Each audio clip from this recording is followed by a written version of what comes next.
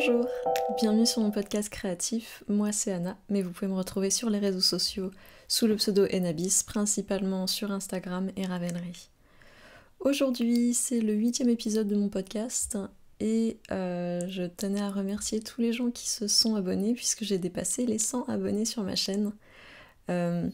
Donc merci aux gens qui s'abonnent, merci aux gens qui reviennent à chaque épisode, ça me touche beaucoup et ça me fait beaucoup de bien en ce moment, j'en avais besoin.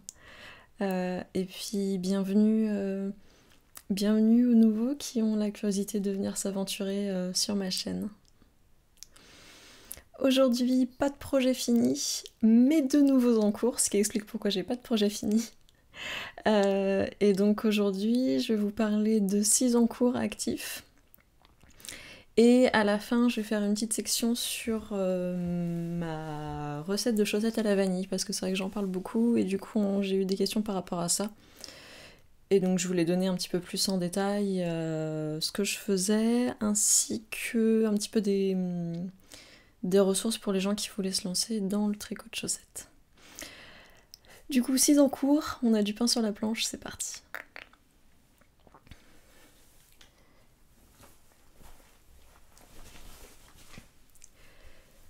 Par ordre d'ancienneté, j'en avais parlé la semaine dernière, j'avais dit qu'un de mes objectifs c'était de finir la manche de mon Diane, et c'est chose faite. Donc il s'agit du gilet Diane de la maison Ray Lily, qui est un gilet long ouvert, que je tricote en Toche Merino Light de Madeleine Toche dans le coloris Baltique.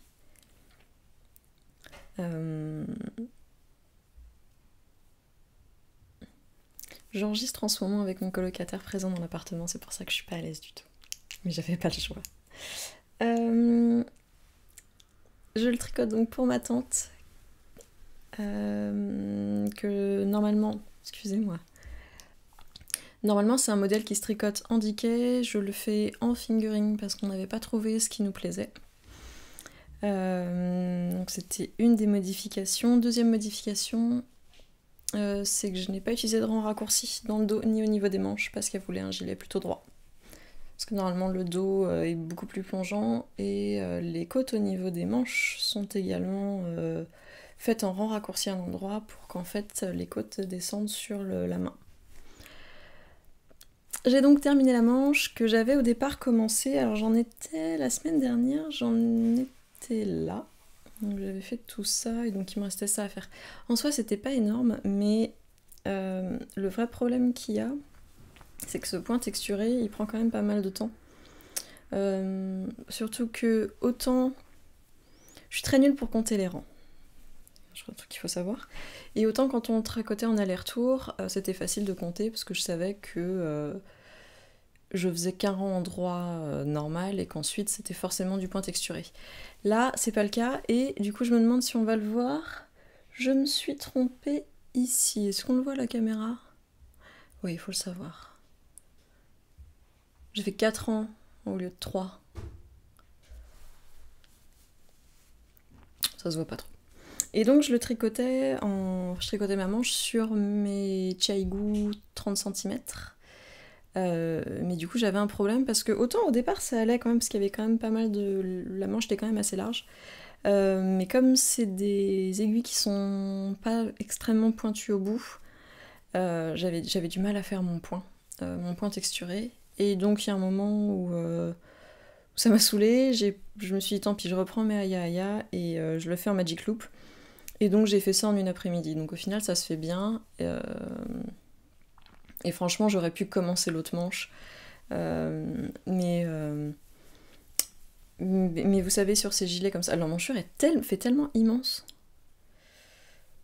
Oui. Sur les emmanchures comme ça il faut même paraître très très grande par rapport à l'autre. Qu'est-ce que j'ai fait ?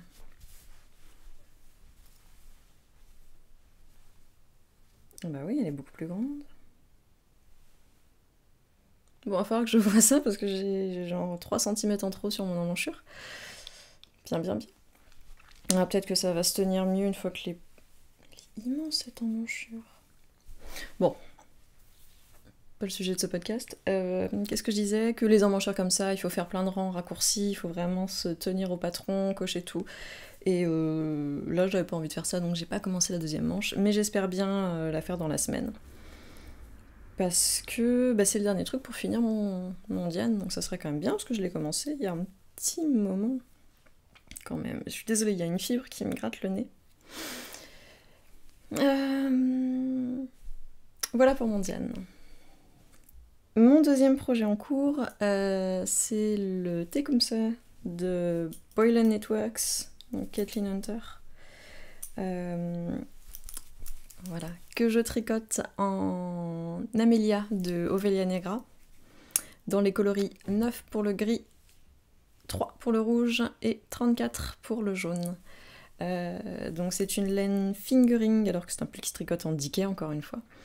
Une laine fingering mèche que j'ai ramené du Portugal, que j'ai ramené de Porto. J'en suis où? J'en suis que j'ai passé la séparation des manches. Voilà, les manches sont là et j'ai tricoté ça. Donc la semaine dernière, j'étais, pardon pour les aiguilles, j'étais où? Est-ce que j'aurais enlevé mon nanomarqueur?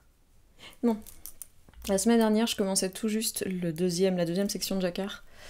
Donc j'ai fait toute la section de jacquard, elle est très très longue parce que évidemment il est très large. Donc c'était long, mais c'était cool quand même. Je sens que mon jacquard s'améliore, je sens que ma tension avec ma main gauche va de mieux en mieux parce que je saute le crapaud comme on dit. Donc je tricote, je tiens mon fil avec ma main droite et je lâche mon aiguille pour passer mon fil.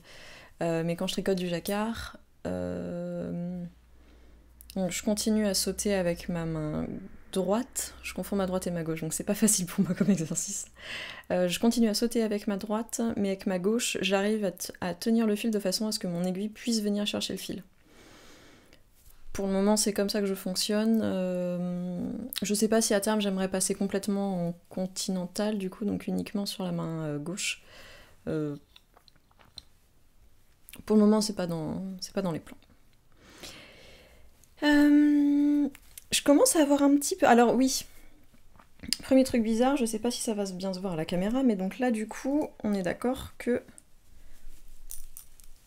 Là, mes ouvertures pour les manches sont bien au niveau de mes bras. Sauf que, en fait... Ça se voit pas tout à fait, mais en fait mes rangs raccourcis, ils sont là. Il y a un problème dans le patron qui fait que ça devrait être normalement le dos, là on voit bien en fait que ça monte plus haut. Cette partie-là devrait être en fait dans le dos, devrait être comme ça. Ce qui fait que en fait on a les rangs raccourcis qui montent sur l'épaule. Je l'avais vu dans un podcast que j'avais regardé la semaine dernière, j'avais vu que c'était un problème. Et alors je ne sais pas pourquoi j'ai décidé que je l'ignorerais quand même et que tant pis ça fonctionnerait. Alors qu'en vrai, ça se passe au moment de la séparation des manches, mais j'avais juste pas... Enfin, je pense qu'à ce moment-là, j'avais pas envie de faire le calcul, j'étais contente d'avoir fini la deuxième section de jacquard, de pouvoir séparer pour les manches, et en vrai, je regrette un peu, mais bon, je me dis que si tout le monde a suivi le patron et que tout le monde a fait la même erreur, c'est visible sur pas grand monde, donc... Mais c'est quand même dommage. Donc, voilà, ça c'était un petit... Après, je sais qu'il y a dans un patron, il y a toujours des erreurs, c'est impossible produire autant de patrons et d'avoir des patrons qui sont impecs, quoi. Deuxième problème dont j'ai un petit peu peur pour ce pull, c'est que je suis déjà à la fin de ma deuxième pelote de 50 grammes, donc à la fin de mon premier écheveau. En gros, j'ai l'impression que j'utilise une pelote pour globalement une répétition une section de jacquard et du gris. Et en fait, il me reste plus du coup que 3 pelotes. Vu qu'il me reste encore 2 répétitions de jacquard de mémoire à faire, ça veut dire qu'il me resterait plus qu'une pelote pour les 2 manches. Bref, ça m'inquiète un peu, surtout que là, ça va pas être vraiment facile pour m'en procurer, et c'était les derniers bains. Donc en fait, je crois qu'elle n'a même plus cette couleur-là. Donc peut-être que je finirai avec un pull sans manche, j'espère pas, j'aime pas ça. Voilà, yarn chicken, comme on dit chez les Anglais. On verra. Mon troisième projet est un nouvel en cours. Ça faisait quelques mois que j'en parlais, quelques épisodes que j'en parlais. Il fallait que... Ah bah j'ai tout fait tomber. Ah bah bravo Anna. Attendez, c'est emmêlé.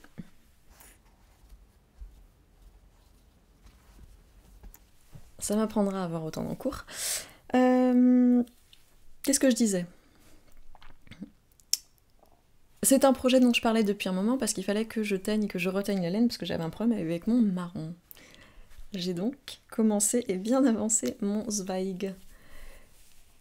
Donc idem de Caitlin Hunter, Boiler Knitworks, qui est du coup un pull avec un yoke qui a une petite section de jacquard, une belle section de dentelle et il y aura après derrière une autre petite section de jacquard.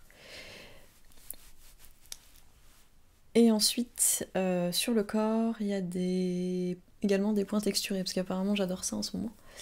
Alors là, pas de souci avec les rangs raccourcis, les rangs raccourcis tombent bien, ceci dit, j'ai pas encore séparé pour les épaules, donc pour les manches. Donc pour le moment, évidemment, ça tombe bien. J'ai fini la dentelle, alors je suis pas une tricoteuse de dentelle habituellement. Je pense que c'est la dentelle la plus compliquée que j'ai fait. Personnellement, je dis pas qu'elle est compliquée, je dis que pour moi c'est le plus élevé, le niveau le plus élevé que j'ai fait. Elle est vraiment très très belle. Je sais pas si... Parce que là, évidemment, elle est pas encore bloquée. Elle est vraiment très très jolie. Puis ce qui est beau, c'est qu'une fois que c'est porté, c'est vraiment bien étiré sur les épaules, puis il y a un petit jeu de transparence. Vraiment, c'est un patron qui rend bien. Je le regarde sur... Alors, c'est un patron qui se tricote, en fingering. Donc moi, j'utilise une laine mèche. Je le tricote en 3,75 qui est la taille recommandée. Et je le tricote en taille M pour pas être trop serré au niveau du buste parce qu'en fait, moi c'est vrai que les pulls qui remontent assez haut comme ça, comme j'ai quand même une poitrine assez large, j'ai un tour de poitrine assez large pour ma taille, parce que je fais plutôt un SXS en taille d'épaule, mais du coup il faut plus que je tombe sur le M pour avoir un tour de poitrine qui va bien. Je voulais pas que ça moule à fond, parce que c'est pas toujours très joli sur ma morphologie quand les pulls sont très moulants. Donc j'ai fait le M, je l'ai essayé hier, c'est pour ça que je l'ai mis sur un fil, je voulais vraiment voir si c'était pas trop, parce que je le tricote sur un cap de 60 cm, donc il est tout petit, et j'arrivais pas trop à savoir si ça allait. Du coup j'ai fait un aparté, j'ai oublié ce que je disais avant, je suis pas très bien réveillée, il fallait absolument que je filme ce matin si je voulais filmer un moment, et la fatigue encore et toujours. Blablabla, dentelle compliquée mais faisable, voilà. C'est un très beau modèle, hein, je veux dire. Oui, ça y est, j'ai retrouvé ce que je voulais dire. Je regarde pas mal sur les réseaux sociaux, sur Instagram, ce que font les autres, et en fait, je trouve que sur ce pull, peu importe les combinaisons de couleurs, sauf les trucs vraiment, vraiment osés, toutes les combinaisons sont belles en fait. Dès que le pull a vraiment... je trouve ça plus joli, moi, avec la couleur principale foncée et avec vraiment quelque chose de très clair au niveau de... Pour qu'il y ait un beau contraste avec la dentelle, je trouve ça vraiment... Vraiment, c'est un modèle super joli. Là, pour le moment, du coup, il me reste la dernière section de jacquard à faire. Donc on voit très bien que je suis bloquée sur les trucs où il faut que je réfléchisse un petit peu. Hein, parce que... Monté comme ça, je suis bloquée au prochain jacquard. Mon Zweig, je suis bloquée au prochain jacquard. Et mon coloc vient de partir, c'est cool. Et mon Diane, je suis bloquée à la manche. Donc ça va expliquer pourquoi j'ai beaucoup d'avancées. J'ai beaucoup avancé. J'ai beaucoup avancé sur d'autres projets dont je vais vous parler après. Parce que j'avais besoin de projets un petit peu zéro cerveau. Parce que là, clairement, ça, c'était pas du zéro cerveau, hein, c'était la concentration intense. Mais je suis contente parce qu'il me semble que j'ai eu que 2-3 erreurs, qui sont pas du beaucoup zouard, c'est des histoires des mailles qui auraient dû être tricotées dans le brin arrière, que j'ai tricoté dans le brin avant.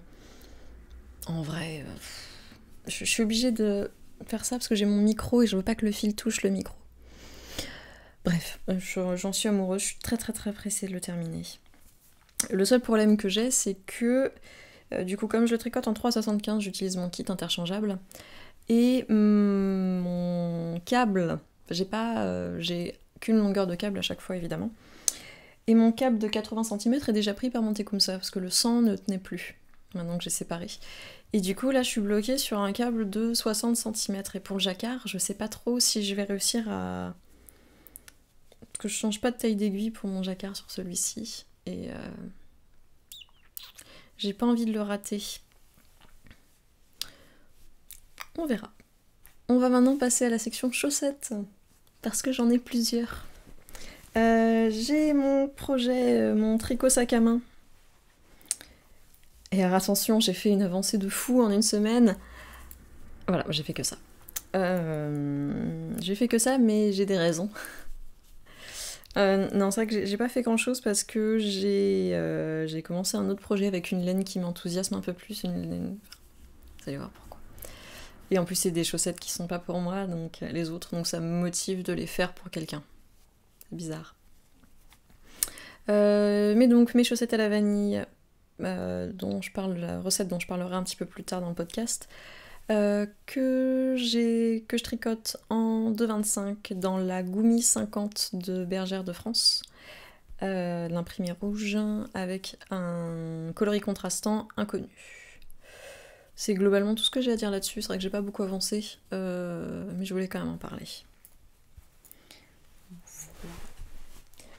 Parce que j'ai commencé une autre paire de chaussettes. Et quand je dis que je l'ai commencé il y a 2 jours, je crois. Ouais, je me suis bien amusée dessus. Donc c'est encore un autre coloris de Nomadic Yarns, c'est la Twisty Sock.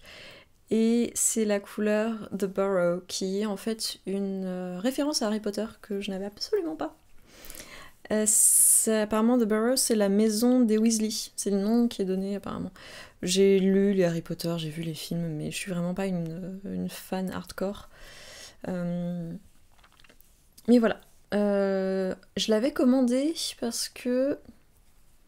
Je l'avais commandé en même temps que mon autre coloris à Smell Snow que j'ai épuisé au possible. Et en fait, quand on les commande, la laine, la photo de la laine, elle est pas en écheveau, elle est en Gobstopper Ball, je crois que ça s'appelle. Vous savez, c'est ces pelotes faites à la main, et en fait, à chaque changement de couleur, on change de direction. Ce qui fait que... Alors c'est très joli, j'essaierai de mettre une petite photo pour montrer un exemple. Mais ce qui fait qu'on se rend pas forcément compte de ce que ça va donner une fois que c'est tricoté. Et en fait, je me rends compte que ça, c'est des couleurs qui, même si l'association est très belle, toutes les associations d'Ashley sont magnifiques en fait.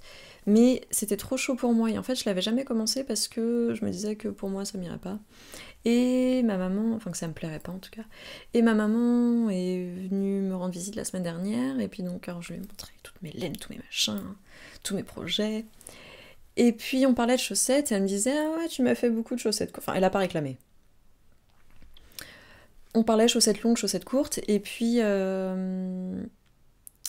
y avait ces chevaux qui étaient là, et puis je lui fais « Mais est-ce que toi, c'est des couleurs qui te plaisent ?» Elle me fait « Bah ouais, c'est chaud, c'est joli. » Bah donc c'est parti quoi, une paire de longues chaussettes, parce que c'est vrai que j'ai fait beaucoup de chaussettes courtes pour ma maman, parce que pendant un moment, elle me disait qu'elle aimait bien ça. Et puis bah là, c'est l'occasion de faire des longues. Et du coup... j'utilise pas de coloris contrastant parce que je veux faire un talon après coup où en fait le talon lui aussi est rayé. La seule paire que j'ai comme ça, je la porte en ce moment, donc je vais pas vous la montrer. Ouais, on est en août et je porte des chaussettes en laine. Ne me jugez pas. Mais du coup, cette fois-ci, je vais vraiment utiliser le patron de Smooth Operator Socks de Susan B. Anderson, je crois, de mémoire.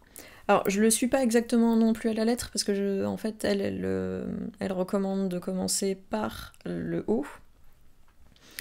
Tricoter, poser son talon, tricoter quelques centimètres, enfin poser en fait le fil pour le talon, tricoter quelques centimètres, tricoter le talon, et pour ensuite jauger quand faire la pointe. Moi, j'aime pas faire mes chaussettes dans ce sens-là, ça me convient pas. Donc du coup, j'ai essayé un peu de calculer par rapport à ces photos, par rapport à ce qui se disait, quand placer mon talon. Enfin, quand placer mon fil du coup. Et alors elle, ce qu'elle recommandait, c'est pour ça que je m'étais plantée la dernière fois, ce qu'elle recommandait c'était, parce que c'est pas la première fois que j'essaye de le faire, mais je me suis rendu compte que j'avais pas lu le patron. Je suis arrivée sur le patron au moment de faire mon talon, Et je voulais faire un vrai après coup, c'est-à-dire là on coupe vraiment le fil. Je me suis rendu compte que elle demandait qu'il y ait 3 rangs de fils contrastants. Donc c'est pour ça que là j'ai une rayure blanche. C'est mon fil, en fait, elle recommande de faire ça, il me semble, pour que ce soit plus facile pour récupérer les mailles. Moi j'ai jamais eu de problème pour récupérer mes mailles de chaque côté du fil, donc je vais voir. En fait j'essaye, et puis je verrai si ça me convient. En ce moment j'essaye d'essayer. En ce moment, je veux essayer un petit peu chaque patron de talon pour vraiment trouver ce qui me correspond le mieux par rapport à l'effet que je veux. J'en parlerai un petit peu plus tard quand on parlera du coup de la recette de chaussettes. Un autre truc dont je voulais parler, c'est que je suis un poil déçue aussi sur ce coloris. Alors c'est pas lié aux couleurs, en fait c'est lié à Ashley, quand elle teint ses laines, c'est des laines autorayantes, et en fait il y a différentes largeurs de rayures. Ici c'est une largeur 3-4 rangs par couleur. Et le problème, alors où est-ce que ça se voit le plus ? Le problème en fait c'est que du coup on se retrouve vraiment avec moi, avec ma tension, avec mon nombre de mailles, ça me fait du coup des rayures qui font 3 rangs et demi. Ce qui fait qu'à certains moments, j'ai des rayures qui font 3 rangs, quand on les regarde d'un côté. J'ai une alternance de 3 rangs, 4 rangs, 3 rangs, 4 rangs. Donc en fait, j'ai des rayures qui sont pas égales, mais ça, c'est à cause en fait du fait que ce soit tricoté en rond.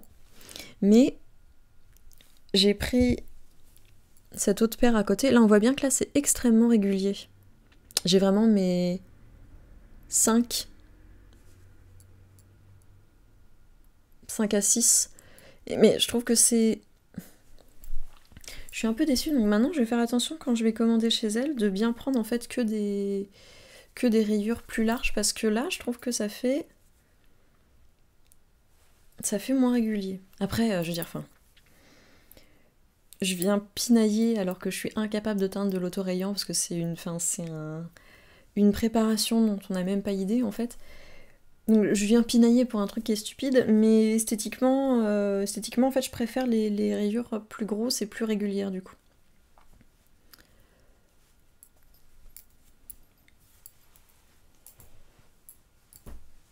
Voilà pour la section chaussettes. J'avais envie... J'ai une paire d'aiguilles sur les cuisses et je sais pas pourquoi. Ça faisait un petit moment que j'avais pas parlé de ma couverture en crochet et dernièrement j'ai vachement travaillé dessus. Puisque j'ai ajouté, je cherche mon petit marqueur de la dernière fois où j'en ai parlé, j'ai ajouté 14 rangs. Depuis... Oh, c'est un miroir, j'ai toujours du mal. C'est compliqué aujourd'hui. Bon, vous le voyez, le marqueur bleu ? Il est là. J'ai ajouté donc tout ça. 14 rangs. Alors du coup, ma couverture en crochet, c'est donc une couverture de reste. Qui se fait en aller-retour, évidemment, c'est une couverture. Je me fatigue aujourd'hui. C'est donc la Granny Scrap Blanket, le modèle que j'utilise, de Karen Jenin. Alors c'est très simple, hein. Il suffit pas de grand chose pour la faire, il faut pas des grosses connaissances en crochet. La mienne fait... Elle fait 1m50, on va dire, à peu près. De largeur, et puis je la construis en fait avec mes restes, donc souvent je fais un rang d'une couleur, s'il m'en reste un peu plus, je rajoute un peu plus. Donc dans le désordre, hein, les coloris que j'ai rajouté les coloris des petites chaussettes que j'avais tricotées. Qu'est-ce que j'ai rajouté d'autre ? J'ai rajouté les coloris d'une ancienne paire de chaussettes dont j'avais parlé. J'ai rajouté les coloris du petit pull que j'ai fait pour ma nièce, que j'ai offert hier soir d'ailleurs. J'ai rajouté également le coloris de la couverture que j'ai fait pour ma nièce. Des petits restes qui me restaient. J'ai rajouté les 2 coloris des gilets que j'ai fait pour mes cousines. Je sais pas si je podcastais à l'époque. Peut-être pas encore. Et puis des petits trucs que j'avais teints, des essais, Donc voilà, j'aime bien savoir qu'en fait, quand je la regarde, je sais que par exemple, cette bande jaune là, je sais que c'est la couverture pour ma nièce par exemple. Ça me plaît, j'aime bien. J'ai également avancé sur ma couverture de reste au tricot, mais j'en parlerai une autre fois parce que j'en ai pas fait autant. Ça, j'en ai fait un petit peu plus.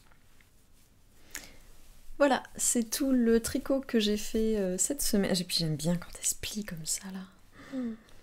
Et puis, je trouve que vraiment, ça permet de voir des associations de couleurs auxquelles on penserait jamais et qui au final là-dedans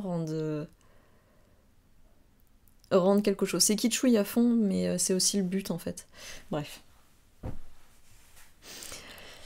Donc voilà tout le tricot que j'ai fait cette semaine. Maintenant, je voulais parler un petit peu de ma recette de chaussettes à la vanille. Alors, accrochez-vous, parce que j'ai essayé d'écrire un patron, enfin une recette du coup, et clairement, je suis pas encore assez à l'aise pour écrire des patrons, donc je vais essayer d'en parler. Je vais essayer de passer par toutes les étapes de ce que je fais pour faire moi mes chaussettes, sachant qu'il y a 10 milliards de façons de tricoter des chaussettes et que je détiens pas la vérité absolue. Je commence personnellement mes chaussettes par la pointe et je les tricote en Magic Loop. Donc je commence du coup par monter cette partie-là. Je monte 12 mailles avec la méthode turque, qui est une méthode où en fait on prend ces 2 aiguilles comme ça, on fait glisser son nœud et après on entoure, jusqu'au nombre de mailles nécessaires, on entoure les 2 aiguilles, on tire l'aiguille du bas, on tricote la première aiguille, on tourne, on tricote la deuxième aiguille. Et à partir de là, on a des mailles qui se tiennent. C'est un peu stressant au départ parce qu'on a l'impression que les mailles sont trop larges pour les aiguilles et du coup, c'est voilà. Mais en vrai, c'est que 24 mailles et après ça se met bien et ça fait un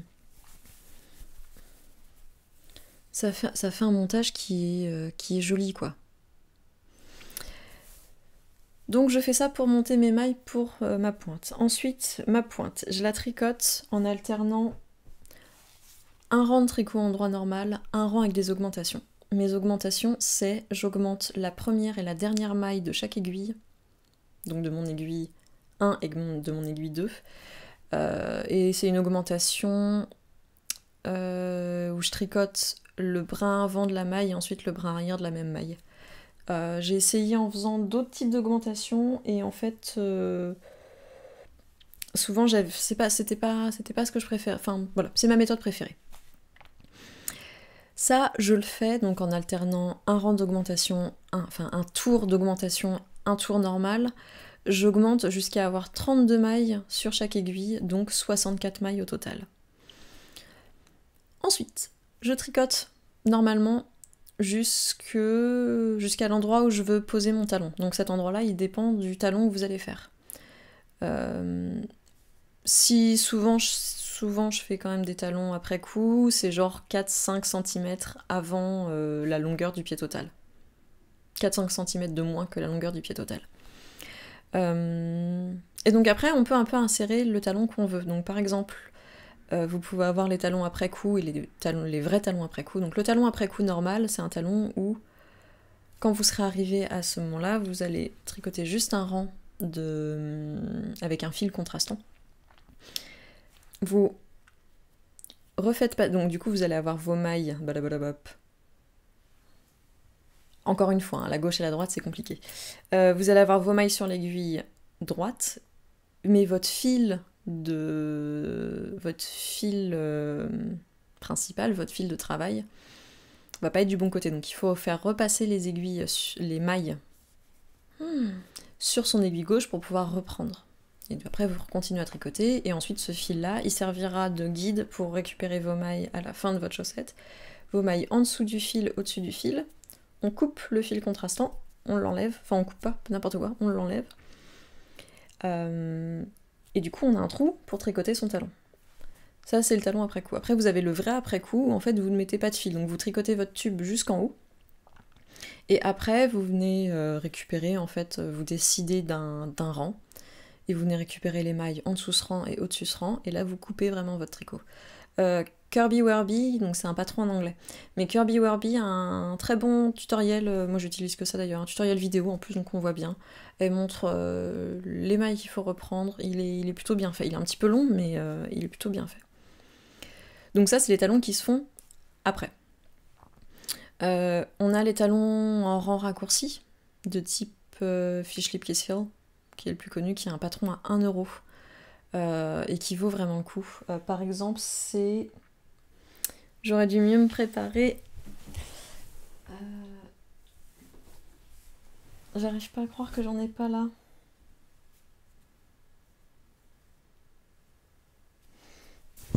Les talons en rang raccourci, en fait, on voit parce que les rangs raccourcis, on les voit un petit peu ici. Donc c'est un talon qu'on fait directement, c'est-à-dire que pendant le moment où on va travailler le talon, on va travailler que sur un côté de l'aiguille, enfin que sur une seule aiguille. Et donc du coup, en fait, on tricote en rang raccourci jusque là, ensuite on vient récupérer les mailles là, enfin on vient tricoter les mailles là, et on repart ici, hop, pour réaugmenter, donc de l'autre côté. Et une fois qu'on a fini ça, on peut finir sa chaussette. Ça c'est le talon en rang raccourci. Le talon après coup, il ressemble plutôt à ça. Sachant qu'il me semble que sur le patron de Susan B. Anderson, qui est un talon après coup, elle a fait quelque chose pour éviter d'avoir ces lignes de diminution. Que moi je trouve pas vilaine au final, ça donne une structure. Bref. Ça c'est un autre débat. Les autres talons qui existent et que j'ai testé du coup, parce qu'il en existe plein et je les ai pas tous faits, c'est le talon... Est-ce qu'on m'entend encore ? C'est le talon plat.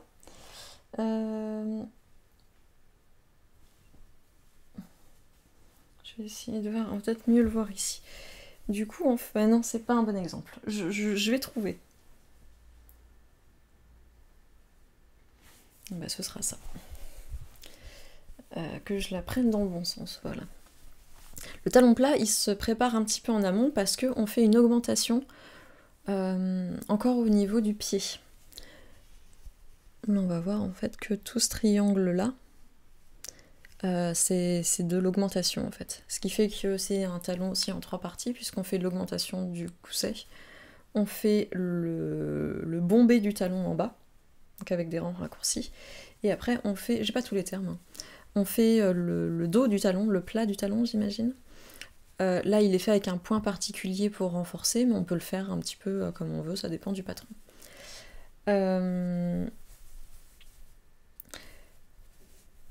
Pour moi, je pense que c'est le talon qui est le plus adaptable au pied. Dans le sens où, là par exemple, il est quand même assez haut, mais on peut faire en fait moins d'augmentation à ce niveau-là, pour avoir ensuite moins de mailles à récupérer, donc faire un talon un petit peu plus court, pour des pieds qui seraient un peu moins forts. Je trouve que c'est le talon le plus facile à adapter, mais le plus chiant à faire. C'est pour ça que je le fais rarement. Parce que du coup, ça veut dire qu'au final, sur une chaussette où normalement le talon arriverait là, dès là, il faut commencer à augmenter, prêter attention, blablabla. Et je tricote pas des chaussettes pour y faire attention. Je devrais pas dire ça. Et c'est pour ça en fait que je cherche, c'est pour ça que je teste plein de talons, parce que je cherche une méthode pour obtenir la même aisance de talons avec des talons de type après coup. Un autre talon dont j'avais pas mal parlé, qui était le... Ah, je me souviens plus du nom. Je le mettrai en bas. C'était... Ah, je les ai offertes. Merde, je les ai offertes hier. C'était un talon qui alliait le talon en rang raccourci et le talon plat. C'est-à-dire que... C'est pas ça du tout. Où est-ce que je l'ai mise ? C'est-à-dire que c'était un talon où il y avait un petit peu d'augmentation au niveau du pied. On attaquait un talon en rang raccourci et après on venait réduire nos mailles pour retomber sur les, mettons, 64 mailles qu'on utilisait, en faisant un petit plat de talon ici. Ça c'était pas mal et notamment ça marchait bien pour les chaussettes autorayantes. Ok.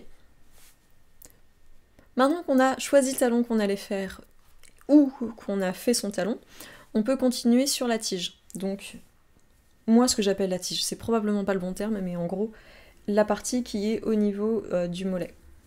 Donc là, en gros, bon, on tricote jusqu'à la taille désirée. Et moi, je fais souvent 20 mailles, 20 rangs, n'importe où.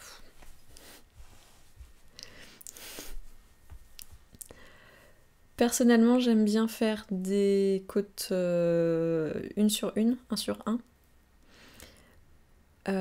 Pas torse parce que ça me saoule. Sur 20 rangs. Et ensuite, pour terminer, ça c'est pas un bon exemple parce que je sais pas ce que j'ai utilisé. Hop.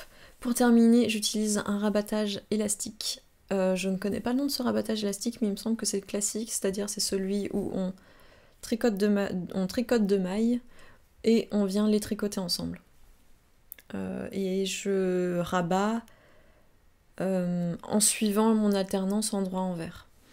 Donc du coup, certains s'en plaignent parce que ça fait, là on le voit, et en plus j'ai pas tout à fait rentré mon fil, donc c'est vrai que ça fait vraiment ça vomit un petit peu sur les côtés, mais une fois que c'est sur le pied, ça se tient bien et surtout c'est plus facile pour passer son pied. J'avais essayé, alors ça rend très joli, ça fait un très très beau fini, c'est pour ça c'est celle que j'avais dans les mains. Un petit peu moins quand on a mal rentré ses fils, l'histoire de ma vie. J'avais essayé de faire un rabattage tubulaire. Alors c'est très beau parce qu'en fait, je sais pas si on va vraiment le voir, mais ça suit vraiment les côtes et en fait si on regarde l'intérieur, c'est très très joli, mais oui, c'est un petit peu, alors moi ça passe parce que j'ai pas des pieds très très larges, très très forts, mais ça bloque un peu. Ce qui, voilà, c'est pour ça que je l'ai fait que sur une paire et je me suis dit non, c'était pas la bonne technique. Parce qu'en vrai, le tricot des chaussettes, c'est un petit peu ça, c'est tester des trucs. Même si par exemple, moi je me souviens qu'au départ, elle est là, ma première paire. Une de mes premières paires. Au départ, en fait, je tricotais des chaussettes pour bébé. Parce que du coup, ça me permettait de pas y passer trop de temps, pas utiliser trop de fil. Vous pouvez même commencer avec un fil un petit peu plus gros pour bien voir ce que vous faites, mais au moins vous avez toutes les étapes. Ça permet vraiment de savoir de ce qui va venir, et ça peut se faire en 2 jours en fait. Et après il faut essayer des trucs. Donc j'ai essayé de chercher des patrons en français et il n'y en a pas énormément en fait. Par contre, j'ai trouvé une ressource sur le site Les 3 petites mailles, où il y a pas mal de liens pour plein d'explications, plein de techniques, parce que là encore, il y a énormément de façons de tricoter des chaussettes. Notamment, premièrement par rapport aux aiguilles, il y a des gens qui préfèrent les tricoter en double pointe, il y a des gens qui préfèrent en magic loop, et il y a également des gens qui préfèrent en 23 cm par exemple. Le sens de montage en fait, il y a des gens qui préfèrent, je regardais je sais plus qui avait fait un sondage sur Instagram, mais c'était une grosse marque, donc il y avait beaucoup de gens qui répondaient, et c'était est-ce que vous préférez commencer vos chaussettes par le haut ou par la pointe, et à peu près 75% des gens préfèrent commencer par le haut et 25% préfèrent commencer par la pointe. C'est vraiment une histoire de moi en fait ça m'énerve de commencer par les côtes parce que j'aime pas ça. Et en plus, j'aime pas faire des côtes en magic loop sur une petite circonférence. J'ai toujours l'impression que j'ai vrillé mes mailles, que ça m'énerve. Donc je préfère commencer par la pointe. Et en plus, je trouve qu'avec la pointe, on peut les essayer au fur et à mesure. Donc quand on commence à faire des chaussettes et qu'on sait pas trop au niveau de la longueur, etc., je trouve ça un petit peu plus facile. Comme je disais, il y a énormément de talons qui sont faisables, chacun a un petit peu sa recette. C'est vraiment à l'expérience, à l'essai, à porter, suivant aussi le fil en fait. Je vais pas faire un talon en rang raccourci avec un fil autoraillant parce que ça sera pas joli. Et il y a aussi des pointes différentes. Il y a des gens qui font des pointes. Moi, mes pointes, elles sont plates. C'est-à-dire que clairement, on voit bien que... Il y a des gens qui font des pointes plus rondes, donc où en fait les augmentations sont réparties au niveau de toute la circonférence du tricot. Il y a des gens qui font des pointes pour le pied gauche et pour le pied droit. Donc en fait, peut-être que là, l'augmentation sera moins nette, elle sera un petit peu plus lente, mais plus abrupte de l'autre côté. Pour suivre un petit peu plus la vraie forme d'un pied, parce qu'on n'a pas les pieds comme ça, enfin on n'a pas les orteils comme ça. Et c'est ça que je trouve cool en fait dans les chaussettes, c'est que on peut prendre un bout de patron à un endroit, un bout à l'autre, et puis quand on a trouvé l'échantillon entre guillemets qui nous convient, le nombre de mailles qui nous convient pour faire des chaussettes, on peut faire un petit peu tout ce qu'on veut. Donc, un petit peu en conclusion, pour les gens qui veulent se mettre à tricoter des chaussettes, lancez-vous sur un modèle pour bébé. Un modèle pour bébé gratuit sur Ravelry, ça se trouve facilement. Vous en faites qu'une, on s'en fiche. J'ai commencé en faisant qu'une paire de chaussettes et puis je l'essayais, je voyais si ça allait. Sur des tailles adultes évidemment. Mais la première, elle sera pas fantastique, la deuxième non plus, mais le tricot déjà à la base c'est quand même ça, c'est en faisant qu'on devient meilleur, et pour les chaussettes c'est clairement ça, parce qu'il faut que ça taille bien. Mais c'est super à tricoter. Donc je vais quand même essayer de mettre à plat ma recette. Même si voilà, c'est pas facile de mettre par écrit ce qu'on fait, surtout moi je tricote 99% des patrons en anglais, et je trouve que c'est plus simple c'est plus facile d'être concis en anglais, alors qu'en français on se perd un petit peu dans nos mots, et du coup ça rend les explications moins claires. Et du coup, c'est une parfaite introduction pour la suite, parce que je sais qu'il y a des gens qui ne parlent pas anglais, et je l'entends complètement. Mais si vous faites partie des gens qui veulent améliorer leur anglais, je recommande à fond de profiter de vos passions pour améliorer votre anglais. Dans le sens où, avec Ravelry, avec les podcasts, on a accès en fait à un contenu fantastique en anglais, et quand c'est quelque chose qui vous intéresse, vous allez forcément plus vous accrocher. C'est pour ça que maintenant je veux me mettre un petit peu à recommander des podcasts que je regarde. Alors je vais essayer quand même de recommander des podcasts en français, même si j'en regarde au final beaucoup moins que les podcasts en anglais. Mais même si vous comprenez pas tout, ça vaut le coup. Enfin moi en fait c'est comme ça que... Alors c'était pas avec le tricot, mais c'était avec des vidéos YouTube que j'ai vraiment amélioré mon anglais. Alors après j'ai fait des études d'anglais, mais j'ai vraiment senti un moment où en fait ma compréhension orale s'est carrément améliorée, et ça c'est déjà vachement bien. Et si ça peut vous ouvrir en plus une porte pour tricoter des patrons auxquels vous n'aviez pas accès avant, ça peut être une bonne chose. Du coup, le podcast que je recommande, ma première recommandation de podcast,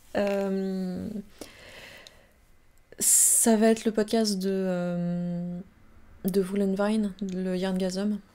Donc Woolenvine, c'est Christine, il me semble son prénom, j'ai un doute. Ouais, je crois que c'est Christine. Qui du coup teint de la laine, pardon, j'étais perdue dans mes pensées, qui teint de la laine. Alors elle podcast depuis 8 ans je crois. Elle en est à l'épisode 200 et des brouettes. Ce qui est intéressant d'un point de vue tricot, c'est qu'elle a quand même beaucoup de contenu. Elle tricote avec sa laine mais pas que, donc c'est quand même sympa, parce que c'est vrai que moi j'ai pas les moyens de me payer sa laine, et puis de toute façon il faut être sur le site pile à l'heure de la mise à jour, donc c'est impossible. Mais surtout, elle, pour les gens qui comprennent pas forcément très bien l'anglais, ou qui sont pas encore très à l'aise, elle parle assez lentement, contrairement à moi. Elle parle assez lentement, et elle a pas un accent monstrueux. Elle est de Brooklyn, elle a pas un accent qui est compliqué à comprendre, pas un accent fort. Elle poste toutes les semaines, très régulièrement. C'est bien tourné, c'est bien. Bref, c'est un bon podcast. Je le recommande pour ma première recommandation. C'est tout pour aujourd'hui. J'espère que ça vous a plu. Mes objectifs pour la semaine prochaine, j'aimerais bien... Je veux même pas dire finir ma manche pour mon Diane parce que en vrai c'est même pas ça le but, c'est au moins la commencer.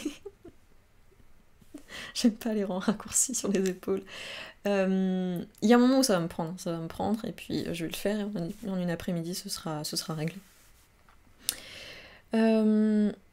J'aimerais aussi sur mon Zweig atteindre la partie corps où il y aura plus de jacquard, etc. Et peut-être au moins faire la partie en croix de mon Tecumseh, la demi-section de jacquard. C'est mes objectifs pour mes pulls. Je me suis quand même lancée sur 3 pulls en même temps, donc Voilà, apparemment j'aime les yokes et voilà. Je vous souhaite une bonne semaine et puis j'espère vous voir au prochain podcast.